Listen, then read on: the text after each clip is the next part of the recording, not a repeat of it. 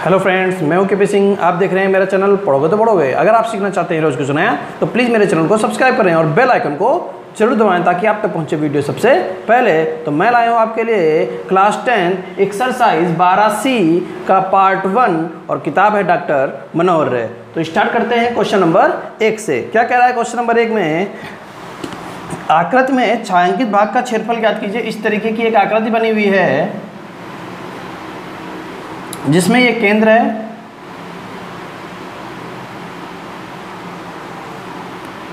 और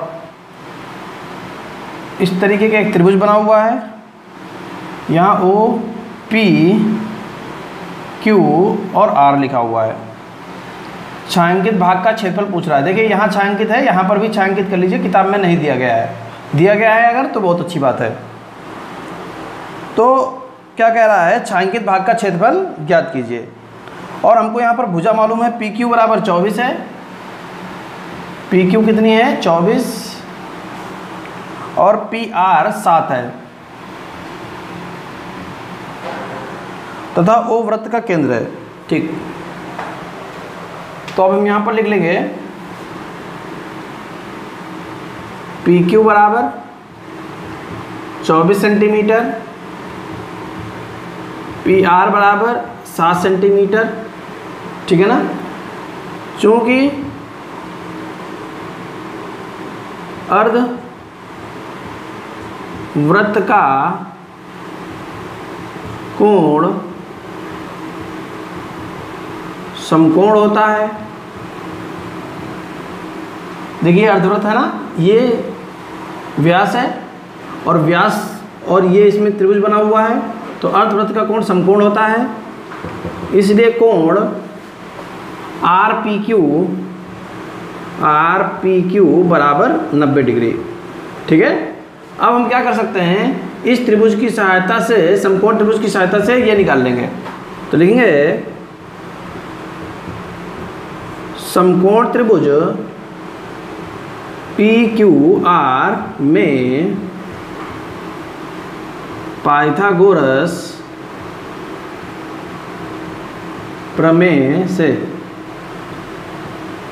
तो क्या कह रहा है? पाइथागोरस प्रमेय क्या होती है? कर्ण का वर्ग कहाँ है?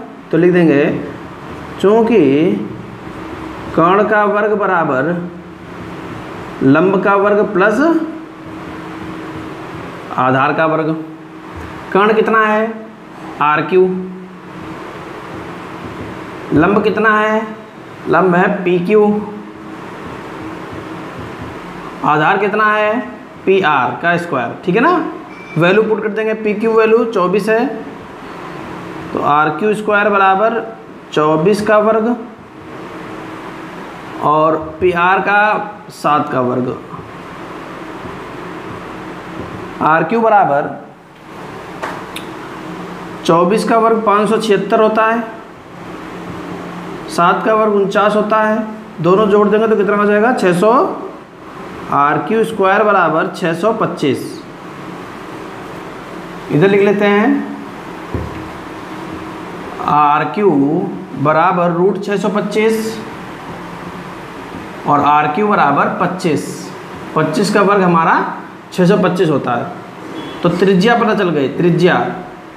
त्रिज्या बराबर आर क्यू बटे 2। चूँकि त्रिज्या बराबर आर क्यू बटे 2। आर क्यू का मान कितना है? 25 बटे 2। ये हमारे पास क्या आ गई? त्रिज्या।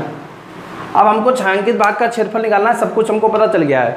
कैसे निकालेंगे? देखिए ये अर्धवृत्त है, अर्धवृत्त का क्षेत्रफल माइनस समकोण त्रिभुज का क्षेत्रफल। तो लिखेंगे छायांकित भाग का क्षेत्रफल। छायांकित भाग का क्षेत्रफल बराबर अर्धवृत्त का क्षेत्रफल, अर्धवृत्त का क्षेत्रफल माइनस त्रिभुज पी क्यू आर का क्षेत्रफल। ठीक है? तो इधर से लिख लेते हैं थोड़ा सा। ये लाइन यहाँ से उठा लिया है, साइड में जगह मिल जाएगी। तो अर्धवृत्त का क्षेत्रफल क्या होता है? पाई आर स्क्वायर बटे 2 माइनस त्रिभुज का क्षेत्रफल क्या होता है? समकोण त्रिभुज है, आधार गुणा ऊंचाई बटे 2। यानी आर पी गुणे पी क्यू बटे 2, ठीक है। वैल्यू पुट कर देंगे, पाई का मान 22/7, आर का मान 25/2 गुणे 25/2 बटे 2 1/2, ठीक है। माइनस आधार कितना है 7, ऊंचाई कितनी है 24/2, इससे कट जाएगा, यहाँ आ जाएगा 11, इससे ये कट जाएगा, यहाँ आ जाएगा 12। तो अब हम लोगों को क्या करना है, गुणा कर लेनी है। 25 हम 625, 625 गुणे 11 बटे 7 दूनी 14 दूनी 28 माइनस 12 सत्ते 84, ठीक है। कैलकुलेशन इधर करेंगे तो 625 की 11 से गुणा कर देंगे, 11 × 5 = 55, हासिल लगा 5, 11 दूनी 22, 5 27, हासिल लगा 2, 11 × 66 2 68, 68 75 बटे 28 माइनस 84। क्या करेंगे, 28 से इसको भाग कर लेंगे, ठीक है। 28 से भाग कर लेते हैं, यहाँ पकड़ लेते हैं, ये लिखा हुआ 68 75 को भाग कर रहे हैं 28 से, 28 दूना 56 हो जाएगा, 8 में से 6 गए 2, 6 में से 5 गया 1, ये उतर के आ गया 7, ठीक है। और 28 पंचे 140 होता है, तो उससे भी कम जाएगा, लगभग 4 बार जाएगा। 4 8 32, हासिल लगा 3, 4 दूनी 8 3 11, 7 में से 2 गए 5, 2 में से 1 गया 1, अगला उतर के आ जाएगा 5, 5 बार जाएगा 140, तो यहाँ 5 दशमलव लगा देंगे, 0 बन जाएगा यहाँ पर, और फिर जाएगा 5 बार। तो बस इतना ही छोड़ देते हैं। तो कितना आ गया हमारा 245.5 माइनस 84, इसमें से 84 घटा देना है, इसमें से 84 घटा देना है। तो 5 में से 0 गए 5, 5 में से 4 गया 1, इससे यहाँ से गया 14, 14 में से 8 गए 6, 161.5 आ जाएगा। कितना आ जाएगा 161.5 सेंटीमीटर स्क्वायर। ये आ गया हमारा छायांकित भाग का क्षेत्रफल। तो कुछ भी नहीं है क्वेश्चन में, सिर्फ हमको कैलकुलेशन करनी है सावधानी पूर्वक, ताकि हमारा गलत ना हो, ठीक है ना। तो जल्दी से नोट कर लें और फिर देखते हैं नेक्स्ट क्वेश्चन। तो क्या कह रहा है दूसरे क्वेश्चन में, आकृति में छायांकित भाग का क्षेत्रफल ज्ञात कीजिए जहां भुजा 12 सेंटीमीटर। तो हमारे पास इस तरीके की एक आकृति है,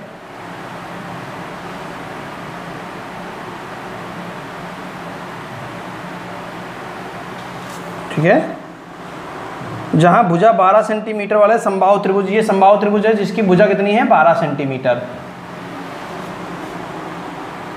ओ को केंद्र मानकर 6 सेंटीमीटर त्रिज्या वाला वृत्त चाप खींचा गया है, वृत्तीय चाप खींचा गया है, इसकी त्रिज्या कितनी है 6 सेंटीमीटर। ये ओ है, ये मान लिया ए है, ये है बी। तो इसमें क्या कह रहा है, आकृति में छायांकित भाग का क्षेत्रफल चाहिए। छायांकित भाग का क्षेत्रफल चाहिए, छायांकित है कहाँ, ये छायांकित है पूरा, यानी हमको पूरा चाहिए, पूरे भाग का क्षेत्रफल चाहिए। और ये समबाहु त्रिभुज है, तो समबाहु त्रिभुज का प्रत्येक कोण 60 डिग्री का होता है, ये बात मालूम होना चाहिए, ठीक है ना।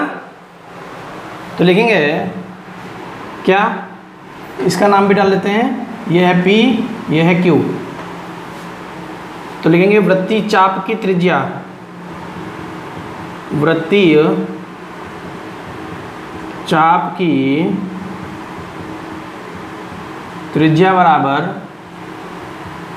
6 सेंटीमीटर।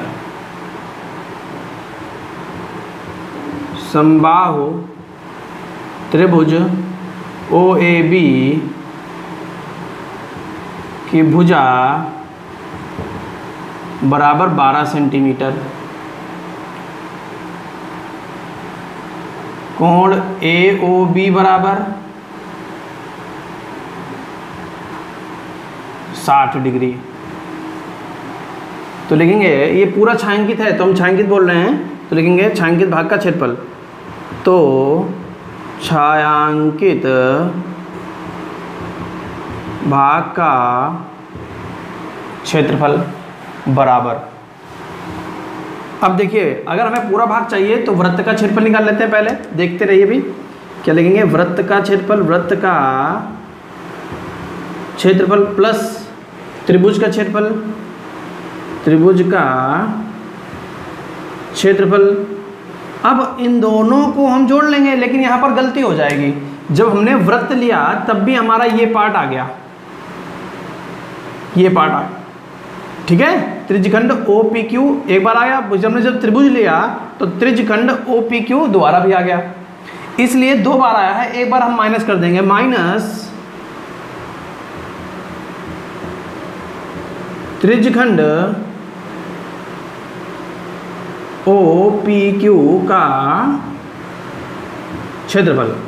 बस इतना काम करना है हमको, यहाँ पर सारी बातें मालूम है। वृत्त का क्षेत्रफल क्या होता है, pi r square, pi r square plus समबाहु त्रिभुज का क्षेत्रफल क्या होता है, भुजा स्क्वायर √3/4। देखो ये सब याद होना चाहिए बिल्कुल, ठीक है। माइनस त्रिज्यखंड का क्षेत्रफल क्या होगा, pi r square θ/360, pi r square θ/360। Value put करेंगे फटाफट। पाई का मान 22/7, क्योंकि आर की वैल्यू हमारे पास 7 का कोई गुणांक नहीं है, इसलिए हम 3.14 रख दें, कैलकुलेशन में दिक्कत नहीं होगी। तो पाई का मान 3.14 गुणे आर का मान कितना है 6, तो 6 36। भुजा स्क्वायर 12 का वर्ग 144 √3/4 माइनस पाई का मान कितना है 3.14 गुणे आर स्क्वायर 36 गुणे 60/360। थीटा का मान 60 है और टोटल 360 है, तो इससे ये कट जाएगा 6 बार और 6 से ये कट जाएगा 6 बार, ठीक है। अब क्या करना है, गुणा कर लेनी है।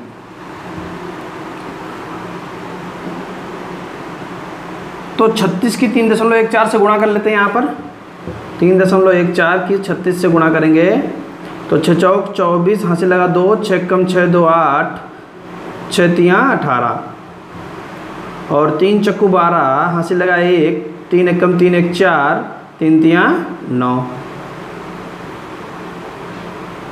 4 8 2 10, हासिल लगा 1, 8 4 12 1 13, हासिल लगा 1, 9 1 10 1 11, तो 113.04 माइनस ये वाली वैल्यू पहले लिख रहे हैं, 6 से गुणा कर लेंगे, 6 चौक 24, हासिल लगा 2, 6 कम 6 2 8, 6 तियाँ 18 प्लस इसको काट लेंगे 2 और 2 सत्ते 14 और 2 दूनी 4, फिर से 2 से काट लेंगे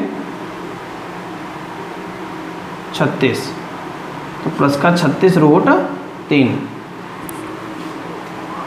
इन दोनों को घटा लेंगे, इन दोनों को घटा लेंगे तो यहाँ लिखेंगे 18.84, 4 में से 4 गए 0, इससे यहाँ से यहाँ 10, 10 में से 8 गए 2, इससे यहाँ से यहाँ हुआ 12, 12 में से 8 गए 4, यहाँ हुआ 10, 10 में से गए 9, तो 94.20 कितना बच गया 94.2 प्लस 36√3 सेंटीमीटर स्क्वायर। तो ये हमारा आंसर आ गया है। इस तरीके से हम इस क्वेश्चन को लगा सकते थे। देखिए कहीं पर भी कुछ दिक्कत वाली बात नहीं है, सिर्फ कैलकुलेशन रखनी है सही से। अगर हम कैलकुलेशन नहीं कर पाएंगे तो क्वेश्चन नहीं लगेगा। तो जल्दी से नोट कर लें और फिर देखते हैं तीसरा क्वेश्चन। तो क्या कह रहा है, दी गई आकृति एक दौड़ने का पथ दर्शाती है। पहले आकृति बना लेते हैं। यहाँ पर इस तरीके की एक आकृति है हमारे पास।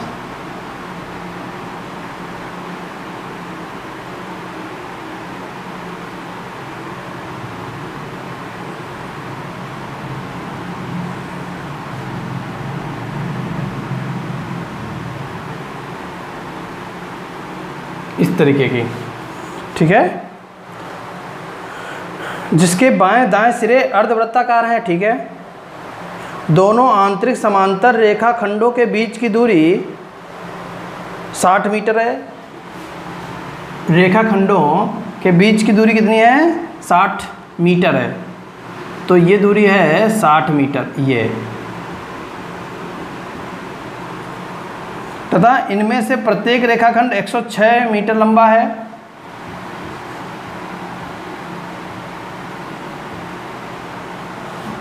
यदि यह पथ 10 मीटर चौड़ा है तो ज्ञात कीजिए। दो पार्ट है इस क्वेश्चन में और इस पथ की चौड़ाई कितनी है? 10 मीटर।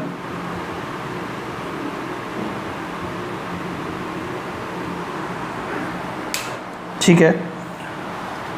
नंबर 1, पथ के आंतरिक किनारों के अनुदिश एक चक्कर लगाने में चली गई दूरी।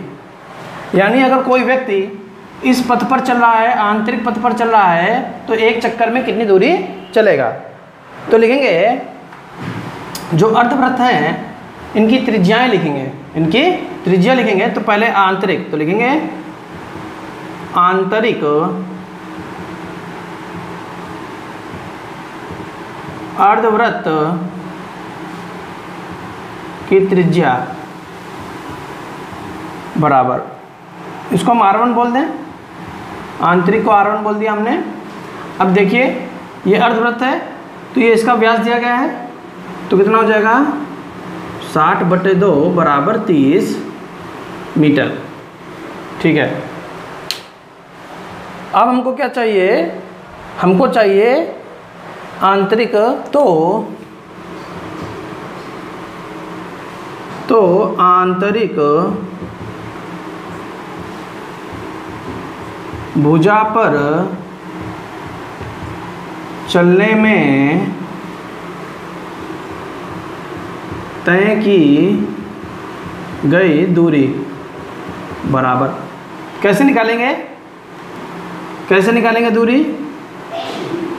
देखिए यहाँ से यहाँ तक जाएंगे, नाम डाल लेते हैं A B C D P Q R S। तो हमको क्या चाहिए? हमको चाहिए BC प्लस BC, और क्या चाहिए हमको? हमको AD या DA चाहिए हमको, प्लस 2 गुणे अर्धवृत्त की परिधि, प्लस 2 गुणे आंतरिक अर्धवृत्त की परिधि। तो BC की लंबाई कितनी है? 106, प्लस DA की लंबाई कितनी है? वो भी 106 है। 2 गुणे आंतरिक अर्धवृत्त की परिधि। तो परिधि का फार्मूला क्या होता है? 2πr, और चूंकि अर्धवृत्त है इसलिए πr। 212, 106 212 प्लस 2 गुणे πr। पाई की वैल्यू कितनी है?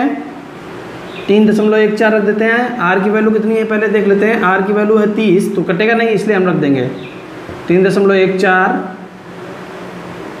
गुणे r का मान कितना है? 30। ठीक, 212 प्लस 30 दूनी 60 गुणे इसकी गुणा कर लें 3.14, 212 प्लस 6 से गुणा कर देंगे, 6 चौक 24, हासिल लगा 2, 6 कम 6 2 8 और 6 3 18। 2 स्थान पर दशमलव लगना था लेकिन एक जीरो है इसलिए एक स्थान पर लगा देंगे, दोनों को जोड़ देंगे। 212 188.4, तो कैसे जोड़ेंगे? दशमलव जीरो लगा देंगे, ये हो गया 4, 8 2 10 हासिल लगा 1, 8 2 10 हासिल लगा 1, 2 1 3 1 4, 400.4 मीटर। तो इतनी दूरी हमें तय करनी होगी आंतरिक भाग में चलने पर। अब देखते हैं इसका दूसरा पार्ट क्या कह रहा है। दूसरे पार्ट में, अब दूसरे पार्ट में हमको रास्ते का क्षेत्रफल चाहिए। तो आंतरिक अर्धवृत्त की त्रिज्या हमको पता है कितनी है? 30। अब हम बाहरी अर्धवृत्त की त्रिज्या निकाल लें तो लिखेंगे बाहरी अर्धवृत्त की त्रिज्या, बाहरी अर्धवृत्त की त्रिज्या R2 अगर हमने मान ली है तो कितनी हो जाएगी, ध्यान समझिएगा। देखिए ये है 60, इधर भी 10 है, इधर भी 10 है, तो 60 10 70 10 80 हो जाएगा। तो कितना हो जाएगा, 80/2 बराबर 40 मीटर। ठीक, अब हमको क्या चाहिए, आंतरिक आयत की लंबाई, आंतरिक आयत की लंबाई। तो आंतरिक आयत की लंबाई कितनी है, लंबाई है 106, चौड़ाई कितनी है, चौड़ाई है 60।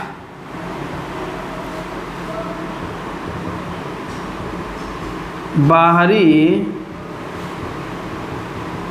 आयत की लंबाई 106 मीटर, चौड़ाई 80 मीटर। तो आंतरिक अर्धवृत्त की त्रिज्या पता चल गई, बाहरी अर्धवृत्त की त्रिज्या पता चल गई, आंतरिक आयत की लंबाई, चौड़ाई, बाहरी आयत की लंबाई और चौड़ाई पता चल गया हमको। अब हमको क्या चाहिए, हमको यहाँ पर वैल्यू चाहिए, क्षेत्रफल निकालना है। तो हम क्या कर सकते हैं, देखिए पहले हम तो इतना क्षेत्रफल निकाल लें, तो बाहरी आयत का क्षेत्रफल माइनस आंतरिक आयत का क्षेत्रफल, ठीक है ना। तो लिखेंगे रास्ते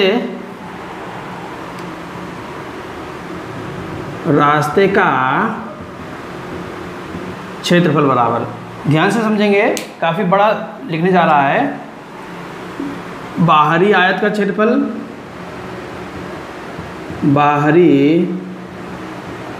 आयत का क्षेत्रफल माइनस आंतरिक आयत का क्षेत्रफल। एक तो ये पार्ट हो गया। अब इतना जुड़ गया, अब इसमें और जोड़ना है। क्या जोड़ना है, 2 गुणे बाहरी अर्धवृत्त का क्षेत्रफल, 2 गुणे बाहरी अर्धवृत्त का क्षेत्रफल माइनस 2 गुणे आंतरिक अर्धवृत्त का क्षेत्रफल। कट तो नहीं रहा है, हाँ ठीक है। अब हमें यहाँ वैल्यू पुट कर देनी है, तो थोड़ा इधर से लिखते हैं। बाहरी आयत का क्षेत्रफल लंबाई गुणे चौड़ाई होता है, तो बाहरी आयत कहाँ है, यह है बाहरी आयत। लंबाई कितनी है, 106 गुणे चौड़ाई कितना 80, माइनस आंतरिक आयत की लंबाई कितनी है, 106 गुणे चौड़ाई कितनी है 60, प्लस यहाँ भी 2 है, यहाँ भी 2 है। हम क्या कर सकते हैं, 2 कॉमन ले लें। बाहरी अर्धवृत्त का क्षेत्रफल क्या होता है, बाहरी कहाँ, ये पाई क्षेत्रफल है ना, पाई R स्क्वायर होता है। तो यहाँ पर रख देंगे पाई R स्क्वायर बटे 2, ठीक है ना। और जो बाहरी है इसलिए यहाँ पर R2 कर देंगे, माइनस 2 कॉमन ले चुके थे। आंतरिक अर्धवृत्त का क्षेत्रफल पाई R1 स्क्वायर बटे 2, पाई R1 स्क्वायर बटे 2। इन दोनों में से 106 कॉमन ले लेंगे। कितना ले लेंगे, 106 कॉमन ले लिया तो 80 में से 60 चले गए, कितना बचा 20। 106 कॉमन ले लिया, 80 में से 60 चले जाएंगे, बचेगा 20, प्लस 2 यहाँ बटे से 2 कॉमन ले लिया तो 2 बटे 2 हो गया। पाई का मान 3.14 रख रहे हैं, 3.14, ठीक। R2 स्क्वायर, तो R2 की वैल्यू कितनी है, R2 का मान है 40, 40 का स्क्वायर 1600, माइनस 3.14 गुणे R1 स्क्वायर 3 3 900।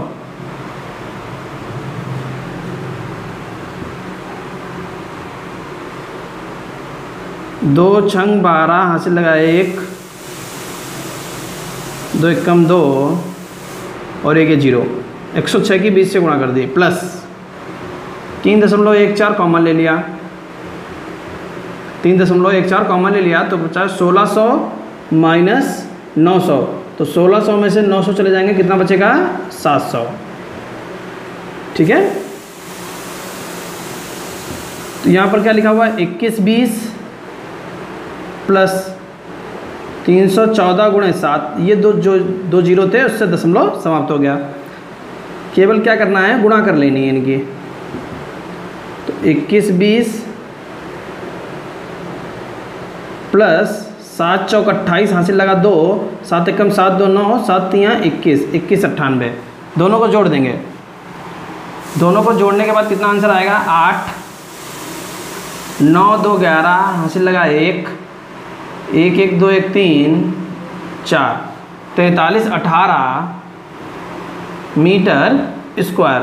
तो इस तरीके से हम इस क्वेश्चन को लगा सकते थे। ठीक है ना, तो जल्दी से नोट कर लें, फिर देखते हैं नेक्स्ट क्वेश्चन।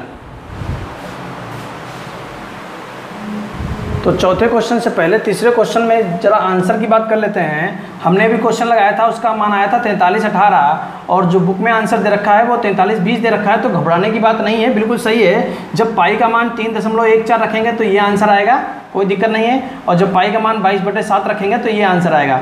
तो किसी तरीके से कोई भी घबराने वाली बात नहीं है, दोनों आंसर हमारे सही हैं, क्योंकि प्रश्न में कुछ भी नहीं कह रहा कि हम पाई की वैल्यू क्या रखें, इसलिए हमने 3.14 रखी, इसलिए हमारा आंसर 43 18 आया है। ठीक है ना, अब हम देखते हैं चौथा क्वेश्चन क्या कह रहा है। चौथे क्वेश्चन में बहुत शानदार क्वेश्चन है।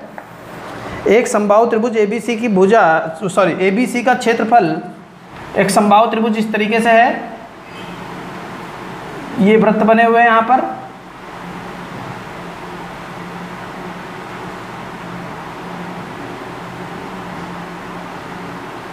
ठीक है। ये A लिखा हुआ है, ये B लिखा हुआ है, ये C लिखा हुआ है। और क्षेत्रफल कितना है इसका, समबाहु त्रिभुज का क्षेत्रफल दे रखा है, यहाँ लिख लेते हैं, लिखेंगे समबाहु त्रिभुज का क्षेत्रफल दे रखा है 17,320.5 मीटर स्क्वायर। और वृत्त की जो त्रिज्या है त्रिभुज की भुजा बटे 2 है, लिखेंगे वृत्त की त्रिज्या बराबर त्रिभुज की भुजा बटे 2। त्रिभुज की भुजा बटे 2 है, ठीक है। और हमको पाई की वैल्यू यहाँ 3.14 दे रखी है और √3 का मान भी हमको दे रखा है।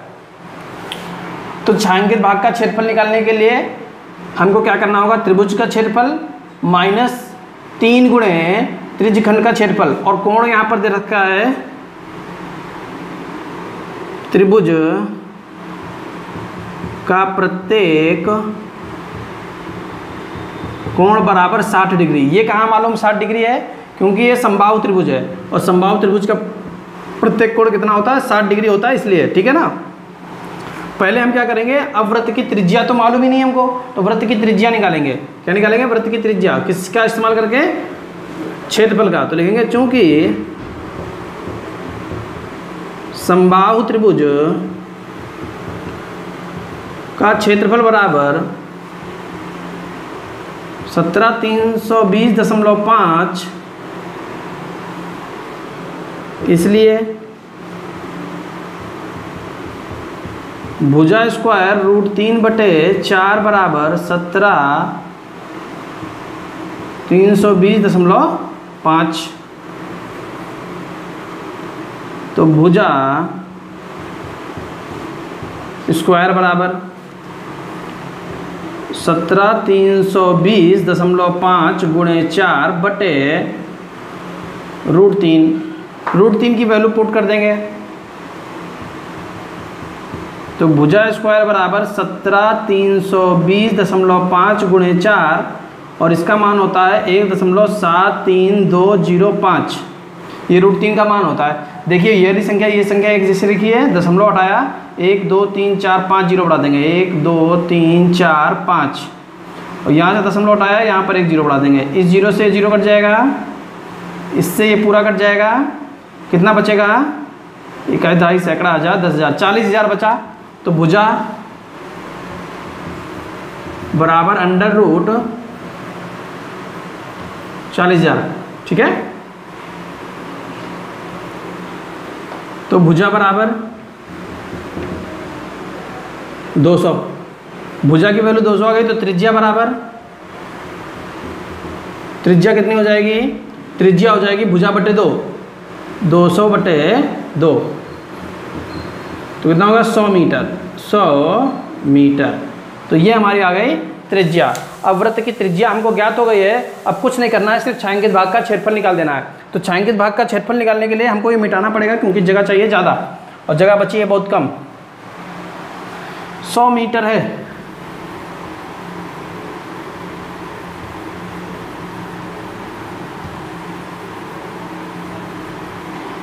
तो यहाँ लिखेंगे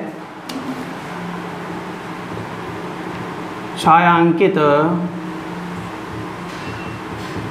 भाग का क्षेत्रफल बराबर। तो जो छायांकित भाग का क्षेत्रफल होगा वो कैसे निकलेगा? छायांकित भाग का क्षेत्रफल निकालने के लिए ध्यान से देखिए, छायांकित भाग का क्षेत्रफल निकालने के लिए त्रिभुज का क्षेत्रफल, त्रिभुज ABC का क्षेत्रफल माइनस 3 गुणे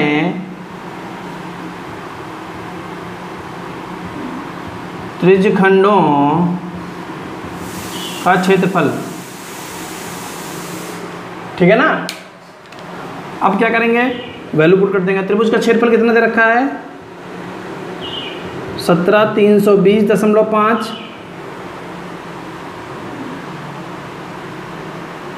माइनस 3 गुणे पाई r² थीटा बटे 360।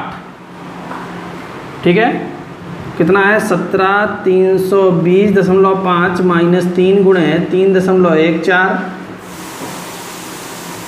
r का मान 100 है, r का मान 100 दे रखा है। तो 100 गुणे 100, थीटा का मान 60 बटे 360। इस जीरो से जीरो कट जाएगा, 6 रंग 36, 6 ये बन जाएगा, 2 ये बन जाएगा, 2 से इसको काट लेंगे, 2 एक कम 2, तो 5 10, 2 7 14, 100 से गुणा कर देंगे तो कितना हो जाएगा? 17,320.5 माइनस, देखिए कैसे डबल जीरो 2 दशमलव था, 2 जीरो यहाँ खत्म हो गया, 157, 100 से गुणा कर दिया 5700 हो गया। कुछ नहीं करना है, इनको आपस में घटा लेना है। तो देखिए 5 में से 0 गए, 5 बचेगा, 0 में से 0 गए, 0 बचेगा, 2 में से 0 गए, 2 बचेगा, 3 में से 7 नहीं जाएंगे, तो 13 में से 7 गए, 6 बचा, यहाँ हुआ 6, 6 में से 5 गया 1, तो आ गया 1620.5 मीटर स्क्वायर। तो आंसर इसका आ जाएगा 1620.5 मीटर स्क्वायर। ठीक है ना? अब हम लोग देखते हैं नेक्स्ट क्वेश्चन।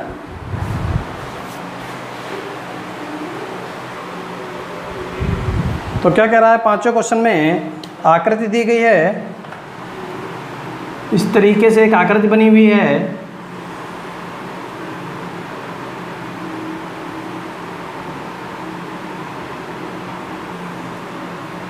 और छायांकित भाग का क्षेत्रफल हमको पूछ रहा है। तो O A B C D, O A B C D हमको चाहिए। तो क्षेत्रफल ज्ञात कीजिए। पहला क्या है, पहला है चतुर्थांश ओ ए सी बी का क्षेत्रफल ज्ञात करना है, और दूसरे पार्ट में क्या है, छायांकित भाग का क्षेत्रफल ज्ञात करना है। और हमको मालूम है कि त्रिज्या कितनी दे रखी है, 3.5।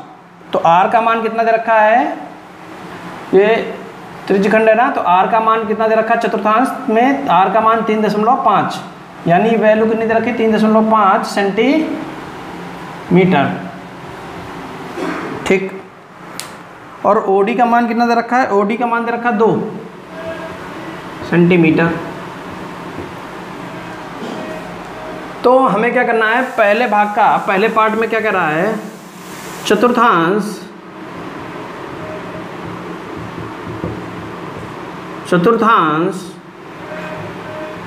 ओ ए सी बी का क्षेत्रफल बराबर, ओ ए सी बी का क्षेत्रफल क्या हो जाता है हमारे पास, पाई आर स्क्वायर बटे 4।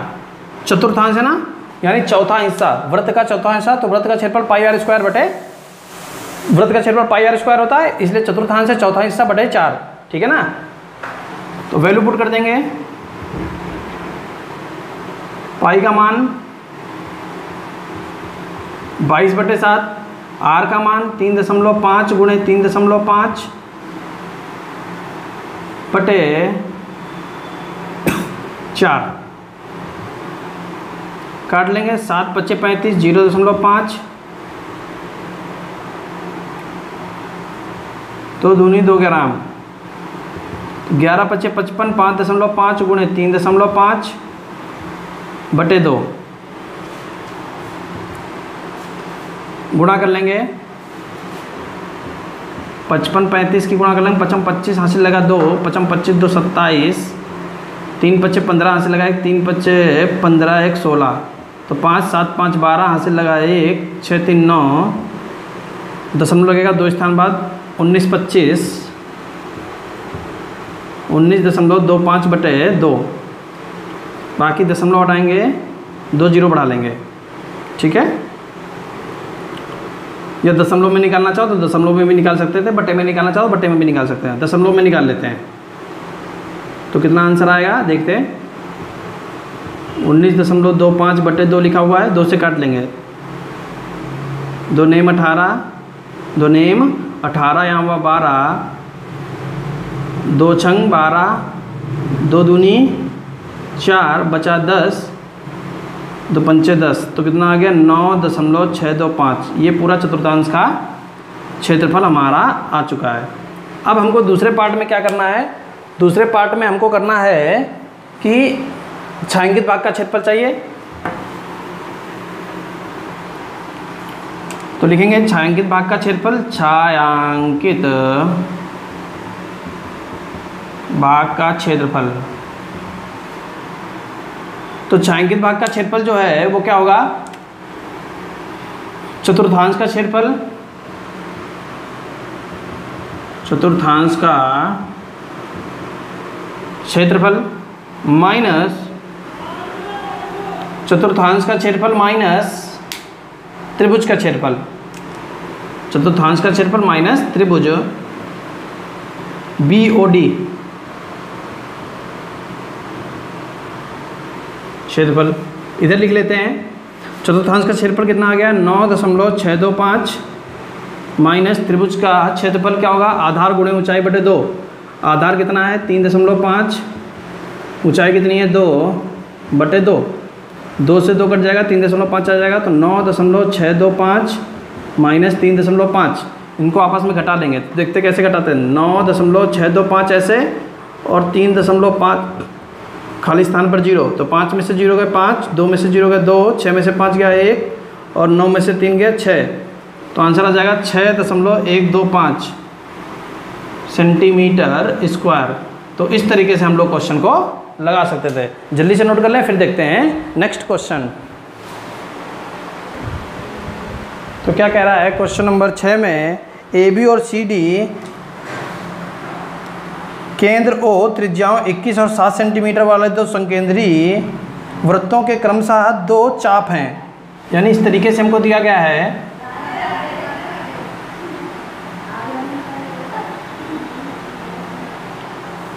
ये O है, ये A है, ये B है, ये C है, ये D है। ये कितना है 30 डिग्री कोण हमको कितना दे रखा है 30 डिग्री। छायांकित भाग का क्षेत्रफल चाहिए हमको, इस भाग का क्षेत्रफल चाहिए। तो हम यहाँ लिखेंगे OD की वैल्यू कितनी दे रखी है 7,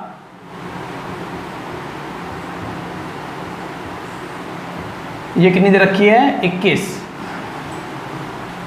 तो लिखेंगे छायांकित भाग का क्षेत्रफल OD बराबर 7 सेंटीमीटर, OB बराबर 21 सेंटीमीटर, थीटा बराबर 30 डिग्री। तो लिखेंगे छायांकित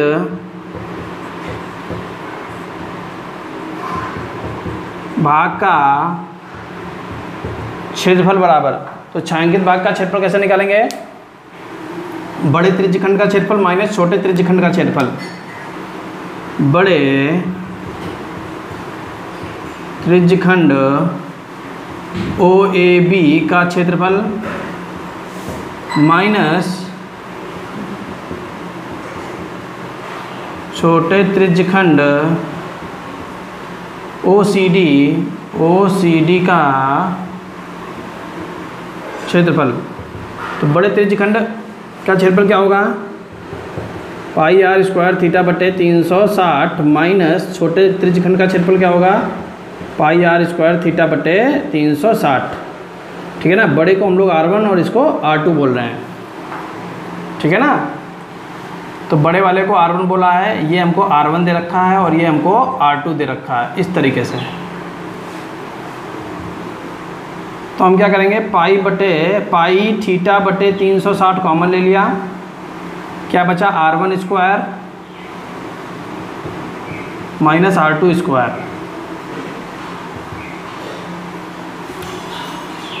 पाई का मान 3.14 गुणे थीटा का मान कितना है 30 गुणे 360। R1 की वैल्यू कितनी है एक, तो यहाँ पर वर्गांतर लगा सकते हैं R1 plus R2, R1 minus R2, इससे कट जाएगा 12, 3.14 बटे 12, 21 7 28 गुणे 21 में से 7 चले जाएंगे तो 14। ठीक है ना, अगर ये यहाँ 3.14 की जगह 22 बटे 7 रख देते तो कोई दिक्कत वाली बात नहीं थी, क्योंकि यहाँ पर हमारा 7 कट जाएगा। तो यहाँ पर भी हम लोग क्या करने जा रहे हैं 22 बटे 7 ही रख देंगे। ठीक है, अब इससे ये कट जाएगा 7 चौक 28। ठीक है, 4 3 12, तो 14 गुणे 22 कितना हो जाएगा 22 गुणे 14 बटे 3। 14 से गुणा कर देंगे, 14 दूनी 28, हासिल लगा दो, 14 दूनी 28 2 30 बटे 3, 3 एकम 3 0, 3 दूनी 6 दशमलव, तिरछाक 18, तो 102.66 सेंटीमीटर स्क्वायर। तो इस तरीके से हम इस क्वेश्चन को लगा सकते थे। अगर मेरा बताया हुआ आपको समझ में आ रहा है तो वीडियो को लाइक कर दें, और अगर आप मेरे चैनल पर नए हैं तो चैनल को सब्सक्राइब कर लें, ताकि आपको इसी प्रकार चैप्टरों की वीडियो मिलती रहे। Thank you for watching.